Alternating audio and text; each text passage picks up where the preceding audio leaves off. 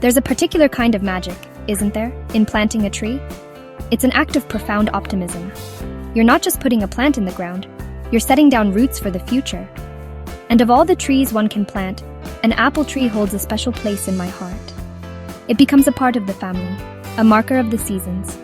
From the delicate, hopeful blossoms of spring, through the lush, leafy canopy of summer, to the glorious, heavy-laden branches of autumn, it tells a story. And it's a story that I think everyone, no matter the size of their garden, should have the chance to be a part of. Over the years, I've planted more apple trees than I can rightly count, and each one has taught me something new. They've taught me about patience, about the quiet rhythms of nature, and about the simple, profound joy of picking a piece of fruit that you have nurtured from a mere whip into a productive, living thing. It's a connection to the earth, to our food, and to a tradition that stretches back centuries. It's far more than just gardening. It's a way of life. And it's a journey that is surprisingly straightforward to begin. So today, I want to walk you through that journey. We'll go step by step from choosing the perfect little tree for your patch of earth to the glorious day when you can finally pluck that first crisp, sun-warmed apple from its branch. There's no great mystery to it, I promise you. It just takes a little bit of knowledge, a little bit of care, and a willingness to get your hands dirty. Let's begin, shall we? Now, the very first, and perhaps most crucial decision you'll make is choosing the right tree. It's a bit like choosing a pet, really. You need one that fits your home and your lifestyle. The world of apples is vast and wonderful, with thousands of varieties, each with its own unique flavor, texture, and character. But before you get lost in the romance of names like Ashmead's Kernel or Blenheim Orange, we must first consider the practicalities of your own garden. Where do you live? What is your climate like? Some apples need a long, warm summer to ripen properly, while others are much hardier and will thrive in cooler, shorter seasons. Do a little research into varieties that are known to do well in your specific region. Your local nursery can be an invaluable source of this wisdom. The next thing to think about is space. How much room do you really have? This is where understanding rootstocks becomes absolutely essential. The rootstock is the root system onto which your chosen apple variety is grafted, and it is this that dictates the ultimate size of your tree. If you have a large garden, a paddock, or an orchard in mind, you might consider a standard tree on a vigorous rootstock. These grow into the magnificent, sprawling trees of our imagination, reaching up to 25 feet or more, a legacy for generations to come. They take longer to bear fruit, but their presence in the landscape is truly majestic. However, for most of us with more modest gardens, a standard tree is simply too large. This is where semi-dwarf rootstocks come into their own. A tree on a semi-dwarf rootstock will typically grow to about 12 to 15 feet tall and wide. This is a very manageable size for a suburban garden, producing a generous crop without casting your entire plot into shadow. They are a wonderful compromise, giving you that classic tree shape and a good harvest, while still fitting comfortably into a mixed border or a dedicated fruit patch. They are, for many, the perfect choice for a family apple tree. But what if you have only a patio, a balcony, or a very small courtyard? Does that mean an apple tree is out of the question? Absolutely not. This is the magic of dwarf rootstocks. A dwarf apple tree might only grow to be 6 to 10 feet tall, making it perfectly suited to growing in a large pot or container. You can have the joy of spring blossom and autumn fruit right outside your back door. And then there are the specially trained forms, espaliers, fans, and cordons, which can be grown flat against a sunny wall or fence, taking up virtually no ground space at all. These forms are not only incredibly productive, but are also living works of art. So you see, there really is an apple tree for every situation.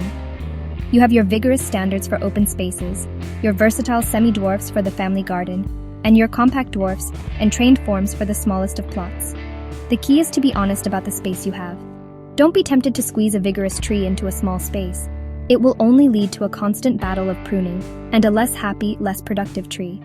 Choose the right rootstock from the outset, and you are setting yourself and your tree up for a long and happy partnership. Once you've settled on the size, then you can return to the delightful business of choosing the variety. Do you want a cooker or an eater? A sharp, acidic apple for sauces and pies, like a Bramley's seedling? Or a sweet, crisp dessert apple for eating straight from the tree, like a Discovery or a Cox's Orange Pippin? Perhaps you want one that stores well through the winter months. My advice is to taste as many different apples as you can. Visit farmers markets in the autumn, and you'll discover a world of flavor far beyond the handful of varieties you find in the supermarket. Choose a flavor you love, on a rootstock that fits your garden, and you can't go wrong. Now that you've chosen a variety that you love and a rootstock that fits your space, we need to talk about something that can seem a little complicated at first, but is actually quite simple: pollination. It's the secret handshake of the apple world. You see, for an apple flower to develop into a fruit, it needs to receive pollen from another apple tree. Most apple varieties are not self-fertile, which means they cannot pollinate themselves. They need a partner, a compatible friend growing nearby, to ensure a good crop. It's a beautiful piece of natural cooperation. These trees are grouped into pollination groups, usually numbered from 1 to 7, based on when they flower. For successful pollination, you need to plant at least 2 different varieties from the same or an adjacent pollination group. For example, a tree in group 3 will be happily pollinated by another tree in group 2, 3, or 4. This ensures that their flowering times overlap, allowing the bees and other insects to do their vital work of transferring pollen from one blossom to another. It sounds technical, but most labels and catalogs will clearly state the pollination group, making it easy to choose compatible partners. So, if you have space for 2 or more trees, the world is your oyster. You can choose an early season apple and a late season one, a cooker and an eater, and as long as their pollination groups are compatible, they will help each other out. This is the ideal scenario, as it not only guarantees a good fruit set, but also extends your harvesting season and gives you a wonderful variety of flavors to enjoy throughout the autumn. Having multiple trees also creates a more resilient system in your garden, a small, interconnected ecosystem buzzing with life. But what if you only have room for one tree? I know many of you will be in this situation, with a small garden or a container on a patio. Do not despair. There are 2 excellent solutions. The first is to look for a self-fertile variety. These are special varieties that, as the name suggests, can pollinate themselves and will produce fruit without a partner tree. Varieties like Braeburn or Granny Smith often fall into this category. The crop may sometimes be lighter than if they were cross-pollinated, but they are a fantastic and reliable option for the solo tree planter. The second option, and one I'm particularly fond of, is the family tree. This is a marvel of grafting, where 3 or sometimes even more different varieties are grafted onto a single rootstock. Each branch is a different type of apple, and because they are all on the same tree, they pollinate each other perfectly. This means you can have, for instance, an early, a mid, and a late season apple all from one plant. It's a complete apple orchard on a single trunk, an ingenious solution for the space-conscious gardener, and a wonderful conversation piece. Finally, remember to consider your neighbors. Take a look over the garden fence. Is there another apple tree or perhaps a crabapple flowering in a nearby garden? If so, it will likely serve as an excellent pollinator for your tree, as long as it's within about 50 feet. Crab apples are particularly good at this, as they produce a huge amount of pollen over a long period. So, even if you plant a single tree that isn't self-fertile, you may find that nature, and your neighborhood, has already provided the perfect partner for it. It's all part of the interconnected web of a garden.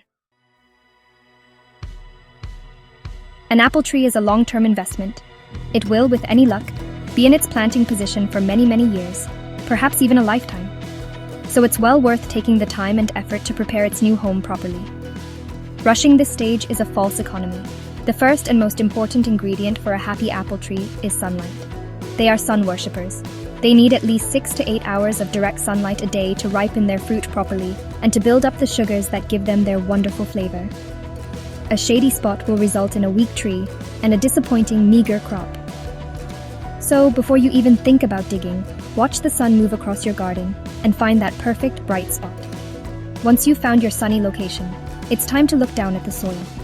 Apple trees are quite adaptable, but they have their preferences. They despise having wet feet, which means the soil must be well drained. If you have heavy clay soil that stays waterlogged after rain, you will need to take steps to improve it. Digging in plenty of organic matter, well-rotted manure, garden compost, leaf mold, will work wonders. This material helps to open up the heavy soil structure, allowing water to drain away more freely and air to get to the roots. If drainage is a serious problem, you might consider planting on a raised mound or in a raised bed. The ideal soil pH for apples is somewhere between 6.0 and 7.0, which is slightly acidic to neutral. Most garden soils fall within this range, but it's a good idea to test it. Simple pH testing kits are readily available and easy to use. If your soil is too acidic, you can add garden lime to raise the pH. If it's too alkaline, adding sulfur or incorporating acidic organic matter like pine needles or peat-free ericaceous compost can help to lower it over time. Getting the pH right allows the tree to access all the vital nutrients in the soil efficiently. Before you bring your tree home, you must clear the planting area thoroughly. Remove all weeds, grass, and any other competing plants in a circle at least 3 feet or 1 meter in diameter. Grass is particularly greedy, competing fiercely with a young tree for water and nutrients. Giving your apple tree a clear, weed-free start is one of the most significant things you can do to help it establish quickly and strongly. This isn't a one-time job. You'll need to keep this area clear, especially for the first few years. Now let's think about spacing. Even if you're planting a dwarf tree, it needs room to breathe and for sunlight to reach all its branches. Check the label for the final expected spread of your chosen rootstock and plan accordingly. If you're planting more than one tree, give them enough space so that when they are mature, their branches won't be hopelessly entangled. Good air circulation is your best defense against fungal diseases, so don't be tempted to cram them in too tightly. Proper spacing from the outset prevents a host of problems later on. My final piece of advice on preparation is to dig the hole before you buy the tree, if you can. This might sound odd, but having the spot ready and waiting means you can get the tree into the ground as soon as possible after you bring it home, especially if it's a bare root tree. This minimizes stress on the plant and prevents the delicate roots from drying out.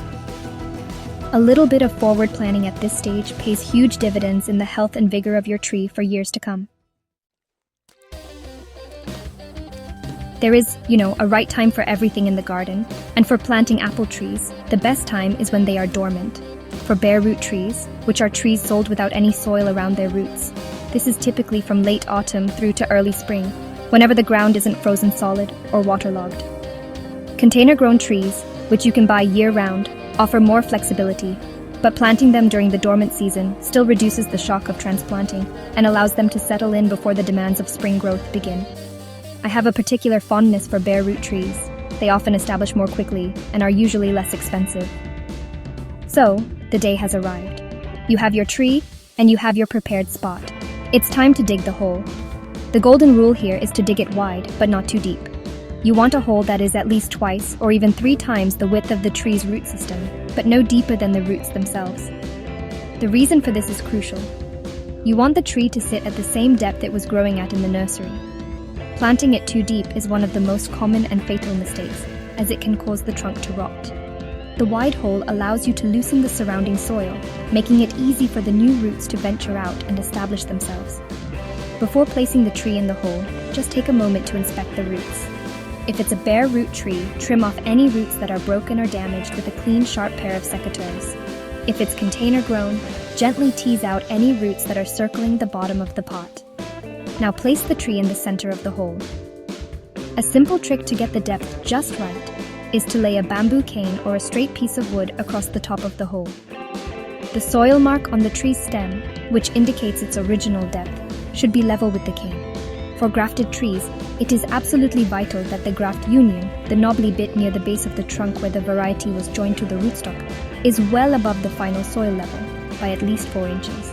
If you bury the graft, the top variety can form its own roots, and you will lose the dwarfing effect of the rootstock. With the tree held in position, and honestly, this is often easier with a second person, begin to backfill the hole with the soil you originally dug out.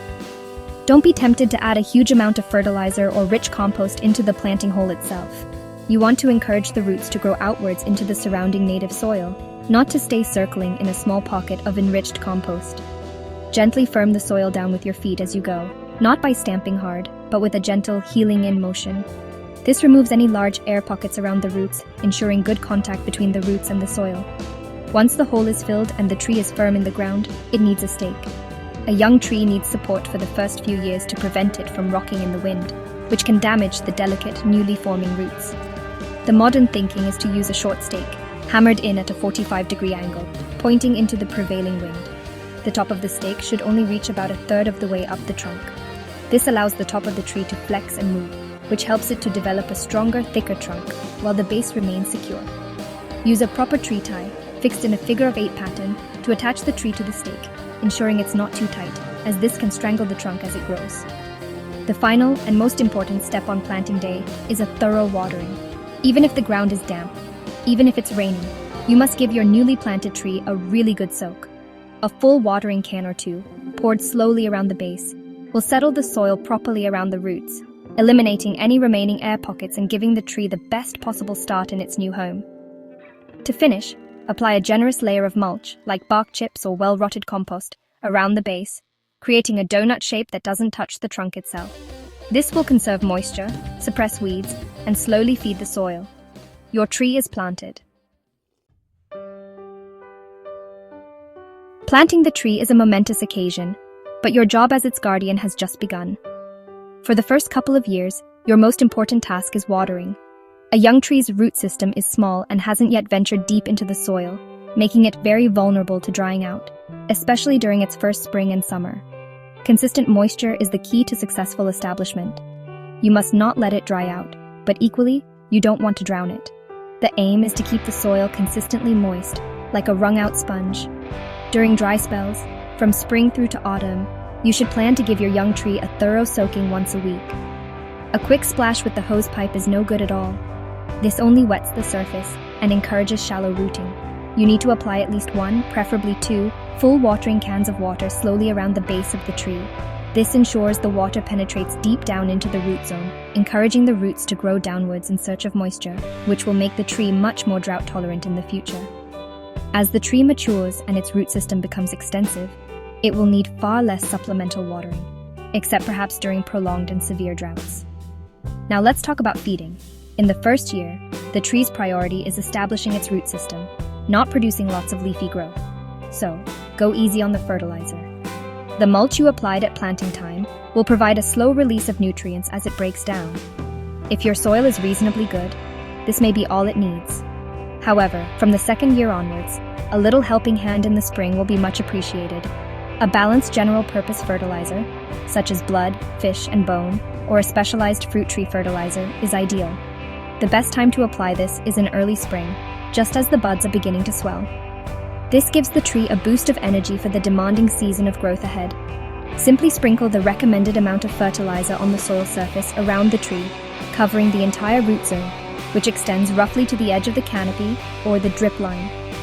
Gently fork it into the surface, being careful not to damage any shallow roots. Then, if you can, apply a fresh layer of mulch over the top. This annual feeding and mulching routine is the cornerstone of maintaining a healthy, productive apple tree. Mulching is so important that it deserves its own mention. It is, quite simply, one of the best things you can do for your tree. A thick layer of organic mulch garden compost, leaf mold, well-rotted manure or bark chips does 3 vital jobs at once. Firstly, it dramatically reduces water evaporation from the soil surface, keeping the roots moist and cool. Secondly, it is the best weed suppressant there is, preventing that greedy grass and other weeds from stealing the tree's water and nutrients. And thirdly, as it slowly decomposes, it feeds the soil and the myriad of beneficial organisms within it, improving the soil structure year on year. Remember to reapply your mulch every spring, topping it up to a depth of 2 to 4 inches. And always keep the mulch from piling up against the trunk of the tree. Leave a small, clear collar of about 4 to 6 inches around the base of the trunk. This allows air to circulate and prevents the bark from staying damp, which can lead to rot and other diseases. This simple annual rhythm of feeding and mulching is the heartbeat of good tree care, a gentle cycle of giving back to the plant that will give you so much in return. The word pruning can strike fear into the heart of a novice gardener. It feels destructive, and there's a worry of doing it wrong. But I want you to think of pruning not as surgery, but as a conversation with your tree. You are guiding its growth, encouraging it to develop a strong, healthy framework that will be able to support a heavy crop of fruit for years to come. It's about letting in light and air, and it's one of the most satisfying jobs in the garden once you understand the basic principles. And always use sharp, clean tools. A pair of secateurs, loppers, and a small pruning saw are all you'll need. Cleaning them with a bit of disinfectant between trees helps prevent the spread of disease. For the first couple of years, your pruning will be focused on formative pruning, that is, creating the basic shape of your tree. For a freestanding bush or standard tree, the aim is to create an open goblet shape with a framework of 3 to 5 main branches radiating from the trunk. This open center allows sunlight and air to penetrate right into the heart of the tree, which helps to ripen the fruit and discourages fungal diseases. In the first winter after planting, you might shorten the main leader and select your main framework branches, shortening them by about a third to an outward-facing bud to encourage branching. After the initial formative years, your pruning will shift to maintenance. The main pruning time for apple trees is during the dormant season, in winter. This is when you can see the structure of the tree clearly without any leaves. Your job here is to remove any of the 3 Ds, any branches that are dead, diseased, or damaged. You also want to remove any branches that are crossing over and rubbing against each other, as this can create wounds where disease can enter. The goal is to maintain that open, uncluttered structure. Now this is where it gets a little more detailed. Apples produce fruit on short, stubby growths called spurs. These spurs are productive for several years, so you want to encourage their development. Winter pruning can help with this, but there is also a role for summer pruning, particularly for trained forms like cordons and espaliers, but also useful for freestanding trees. In late summer, around August, you can shorten the new soft growth that the tree has put on during the season. By cutting these new shoots back to about 3 or 4 leaves, you divert the tree's energy from making leaves to developing fruit buds for the following year. It also helps to keep the tree's size in check. One of the most common pruning questions is how much should I take off? A good rule of thumb is to never remove more than a third of the tree's overall canopy in any one year. A light annual prune is far better for the tree than a drastic, infrequent hackback, which can shock the tree into producing a mass of vigorous but unproductive vertical shoots, known as water shoots. If you inherit an old, neglected apple tree, the process of renovation should be done gradually, over 2 or 3 years, to bring it back into shape and productivity gently. So, don't be afraid. Start with the obvious, the dead, diseased, and crossing branches. Then stand back, look at the tree, and try to imagine a wine goblet. Your aim is to create and maintain that open shape, allowing every part of the tree to feel the sun and the breeze. It's a slow and thoughtful process. Take your time. Each cut is a decision that will shape the future of your tree. With a little practice, it will become second nature, a quiet and rewarding winter ritual. You know, a well-chosen, well-sited, and well-cared-for tree is, quite remarkably, resilient. Much of what we've already discussed, like good air circulation from pruning, proper watering, and healthy soil, is really the best form of pest and disease prevention. A strong, unstressed tree is far less susceptible to attack. However, even in the best-run gardens, problems can occasionally arise. The key, honestly, is vigilance. A regular, gentle stroll around your tree, taking a moment to look at the leaves, bark, and developing fruit, will help you spot any issues early, when they are much easier to deal with. One of the most common diseases you might encounter is apple scab. This is a fungal disease that causes dark, olive green, or brown spots on leaves and fruit. It thrives in wet spring weather. The best defense, really, is good garden hygiene. Rake up and dispose of all fallen leaves in the autumn, as the fungus can overwinter on them. Don't compost them. Either burn them or put them in your municipal green waste. Pruning to maintain an open structure that allows leaves to dry quickly after rain is also hugely beneficial. Some modern apple varieties have also been bred for good scab resistance. Another common fungal issue is powdery mildew, which appears as a white, dusty coating on the new shoots and leaves. It's most prevalent in warm, dry weather. Again, good air circulation is key. If you see it, you can prune out the affected shoot tips as soon as you spot them to prevent it from spreading. Make sure the tree is not water-stressed, as this can make it more susceptible. A healthy, well-watered tree can often shrug off a mild mildew attack on its own. When it comes to pests, aphids are a frequent visitor, clustering on the tender new growth in spring. While a heavy infestation can be unsightly, a small number of aphids are actually an important part of the garden ecosystem, providing food for beneficial insects like ladybirds, hoverflies, and lacewings. Before reaching for a spray, even an organic one, see if nature's cavalry will arrive to deal with them for you. You can also simply wipe them off with your fingers, or use a jet of water from a hose. Attracting beneficial insects by planting flowers like marigolds and dill nearby can create a natural pest control service. A more troublesome pest can be the codling moth caterpillar, which is the classic worm in the apple. The adult moth lays its eggs on or near the developing fruitlets in early summer, and the caterpillar then burrows into the core. Pheromone traps, which you can hang in the tree in late spring, are very effective. They use a synthetic scent to attract and trap the male moths, which not only reduces the number of fertile eggs laid, but also gives you an indication of when the moths are active, so you know when to be most vigilant. Ultimately, the goal is not a sterile, pest-free tree, but a balanced ecosystem. A few nibbled leaves or a scab-marked apple are part of the reality of growing your own food without a heavy-handed chemical approach.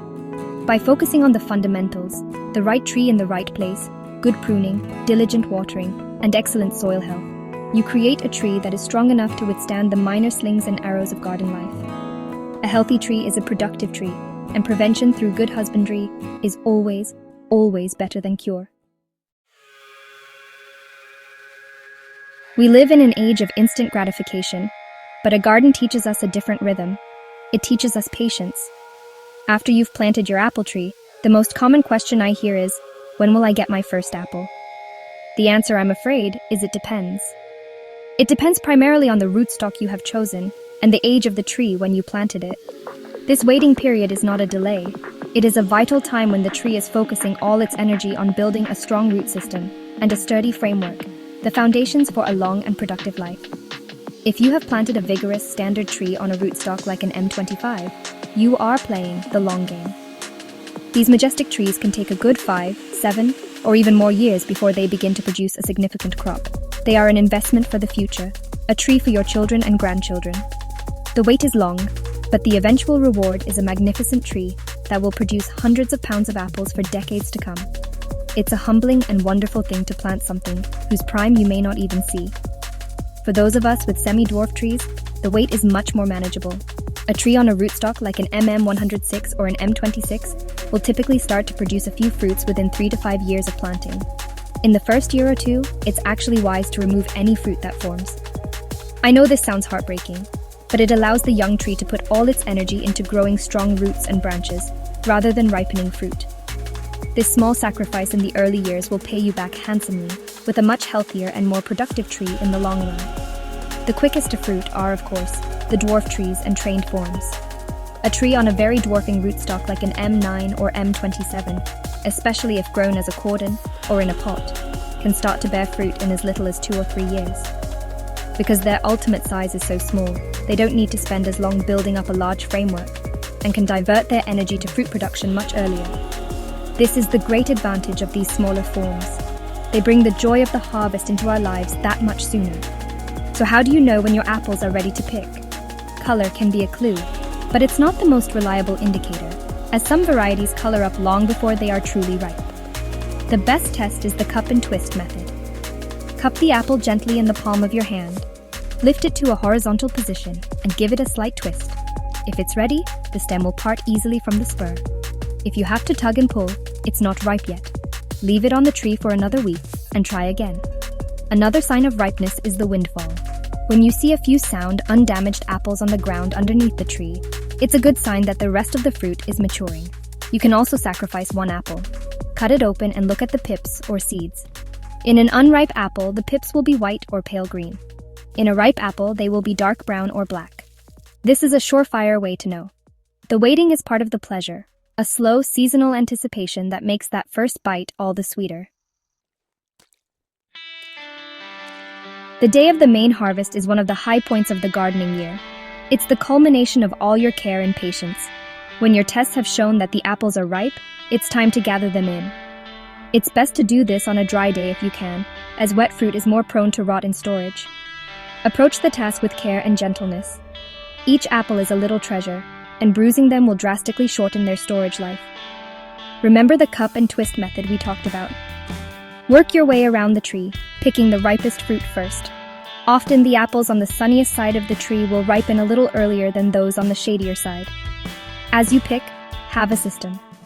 I like to use a traditional Sussex trug or a shallow cloth-lined basket. Avoid deep buckets, as the weight of the apples on top can easily bruise the ones at the bottom. Handle them as you would handle eggs. Place each apple gently into your container. This is not a time for haste. It's a slow, methodical, and deeply satisfying process. Take a moment to admire each one, its color, its weight, the way it feels in your hand. This is the direct result of your work and nature's magic combined. As you harvest, it's a good idea to sort the apples. You'll have your perfect, unblemished specimens, which are the ones destined for long-term storage. Then you'll have those with a bit of scab, a small blemish, or a peck from a bird. These are perfectly good for eating straight away or for using in the kitchen in the next week or two.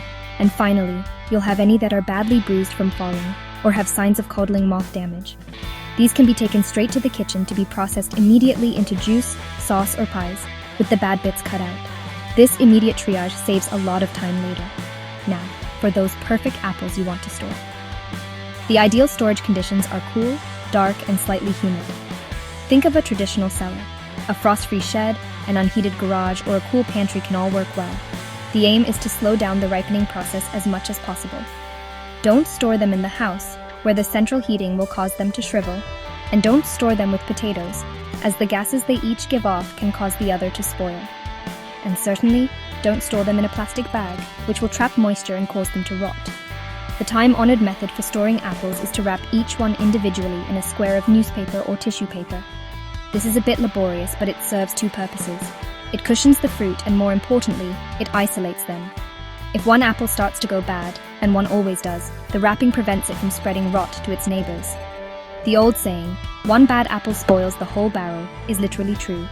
Lay your wrapped apples in a single layer on slatted wooden or plastic trays, making sure they don't touch. This allows air to circulate freely around them. Once they are stored away, your job isn't quite done. Check on them every week or two. Your nose is a good guide. A sweet, cidery smell of decay is a sign that one has started to turn. Find it and remove it immediately. With the right variety and the right storage conditions, you can be eating your own crisp, delicious apples right through the winter and even into the following spring. It's a wonderful feeling in the depths of February to go to the shed and bring in a taste of last autumn's sunshine. And so, we come to the end of our journey, but in another sense, it is just the beginning. The true reward of growing an apple tree is not just in the harvest, but in the myriad of simple pleasures it brings into your life.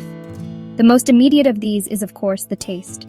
There is simply no comparison between a sun-warmed apple, picked from your own tree at the peak of its ripeness, and a cold-stored, plastic-wrapped specimen from a supermarket shelf. The depth of flavor, the crispness of the flesh, the sheer applyness of it, is a revelation.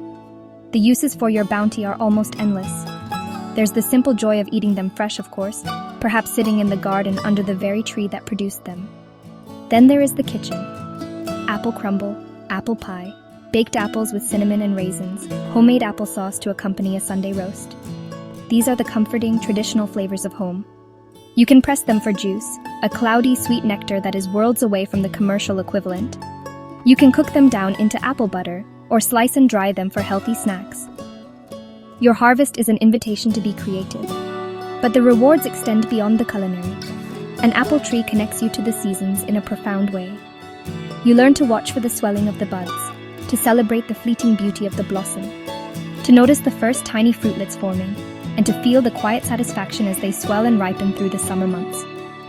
It becomes a living calendar in your garden, a constant and reassuring presence. It provides shade in summer, and a beautiful skeletal structure in winter. It becomes a landmark, a part of the fabric of your home. And then there is the joy of sharing. It's a rare thing to have a glut of apples so large that you cannot possibly eat them all yourself. A bag of apples pressed into a neighbor's hand, a homemade pie taken to a friend, a box left by the front gate with a sign saying, "Help yourself." These are small acts of generosity and community that a productive apple tree makes possible. It is a gift that keeps on giving, not just to you, but to those around you. It's a way of sharing the success and bounty of your garden. I often think that the satisfaction derived from growing something like an apple tree is disproportionate to the effort involved. The work is gentle and seasonal, a little pruning in winter, some feeding in spring, some watering in summer, and the joyful harvest in autumn. In return, you get beauty, food, a connection to nature, and a quiet sense of achievement that nourishes the soul just as much as the fruit nourishes the body. It's a relationship, a partnership with a living thing that will, with a little care, reward you for years and years to come. So I encourage you, find a space, no matter how small. Plant an apple tree, nurture it, watch it grow, and wait patiently for its gifts. The simple, profound pleasure of picking and eating your own apple is one of life's great rewards. It's a taste of what it means to be a gardener, a custodian of your own small patch of the earth. And believe me, it is a taste that once experienced, you will never forget. So, there we have it. From a bare root whip to a basket full of fruit, the journey of an apple tree is a truly rewarding one. It can seem like there are many steps, many things to remember, but at its heart, it's quite simple. Give it a sunny spot, give it water when it's thirsty, feed it a little, Guide its shape with a kind cut, and it will do the rest. Nature has an incredible will to grow and to fruit. Our job as gardeners is simply to work with that impulse, to nudge it in the right direction and provide the conditions for it to thrive. Don't strive for perfection. Your apples may have spots, a leaf or two may get nibbled. This is all part of the rich tapestry of a garden that is alive. The real perfection lies in the process itself, in the connection you form with the tree and with the turning of the seasons. It's about getting your hands in the soil, about feeling the sun on your back, and about the quiet satisfaction of nurturing something into life. This is a pleasure that transcends the simple act of producing food. It feeds the spirit. I truly believe that planting a tree is one of the most hopeful things a person can do. And planting an apple tree adds that extra, delicious dimension of a future harvest. I hope this has demystified the process for you and has inspired you to give it a go. Find a corner in your garden, on your patio, or on your allotment, and plant one. In a few years' time, when you bite into that first crisp, juicy apple that you grew yourself, you'll be so very glad you did. Thank you for joining me.